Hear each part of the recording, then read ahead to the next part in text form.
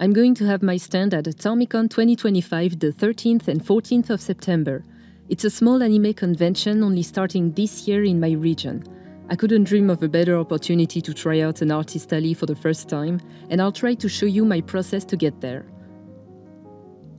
I've been binging on videos from con artists lately, from what to create to how to set up your stand efficiently, and it's all about cons that I'll never attend in my life because overseas. So I thought, why not give you some insight about the smallest con imaginable in France and what it's like to attend. Maybe you'll be able to watch me ascend to the biggest ones in a few years. But for now, the first thing to work on after applying is the merch. Mais Jamie, what are you going to sell, you might ask me? Well, of all things, right now I'm working on a printed version of my comic, which I attempted over 3 times in the last 4 years, because it's super tempting to watch your Webtoon formatted story turn into a comic book. But unfortunately, editing is a skill, and I specialize in creating from scratch rather than moving and cutting panels around. So it's kind of a pain when you haven't necessarily thought this through in advance. Well, I knew I wanted large enough files to look good once printed. That's why I always worked on 1380 pixels wide files rather than the 800s recommended for Webtoons. But that's about it. The rest is painfully vertical. But nothing is impossible, and I came up with nice compositions for my pages, as well as a few pieces of advice. As long as the text is legible and the action is clear, the goal is attained. Don't stress it too much if you can't turn your square panels into pure depictions of cinematography for each and every page. The bubbles are really what's gonna force the reader's attention into one direction or another, so I have to be really careful around it. The good thing is if you have troubles with the flow of your page, the bubbles can help with it, or ruin it, depending on your placement. Good luck with it. As you can see, the panels aren't precisely cut to align with one another. That's because I need to create extra space around the pages to secure the quality of the printing. That way there won't be any awkward white outline if the printer misaligns the canvas of a few millimeters.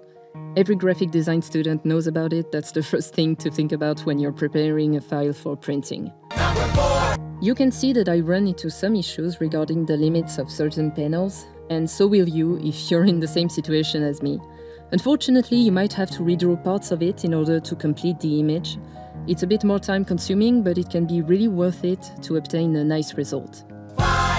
I don't have any hard copies of comic books adapted from Webtoons, so I'm using whatever I have on hand as a reference. Mainly my collection of Black Butler by Yana Toboso and Mercy by Mirka Andolfo. Both have inspired me so much in my art style and storytelling, by the way. I like how characters pierce through the panels in both books. It had so much dynamism. If you're not going to draw extra space around your webcomic panels in anticipation for a reformatting, at the very least you need to keep the backgrounds from the characters separated. It is life-saving whenever you want to create really interesting compositions such as these. Making sure that the bubbles aren't glued to the drawing itself is a good idea as well. That way you can easily move them around without having to redraw anything behind it. You're not supposed to resize a drawing too much, or else it loses quality or the line size can vary visibly. But here I can't really avoid it, so my advice would be to not go too overboard with the resizing. At least not on every page. Experiment with the composition. The good thing with having all your panels already drawn is that you can just play around with their placement in the page. Add them, remove them, cut them in half if necessary, especially if the original drawing didn't look so good to begin with. And don't be afraid to really diverge from the original formatting. You're switching from vertical to rectangle. Things are meant to look different. You don't have to sacrifice every effect of transition for the sake of this new format. You just have to adapt it. I'm really fond of this smoke drawing leading to the panel below. And although I can't exactly reproduce it, I managed to still include it to illustrate behind Morgan's thoughts. Or you can replace it by color variation or a page of transition between 2 chapters.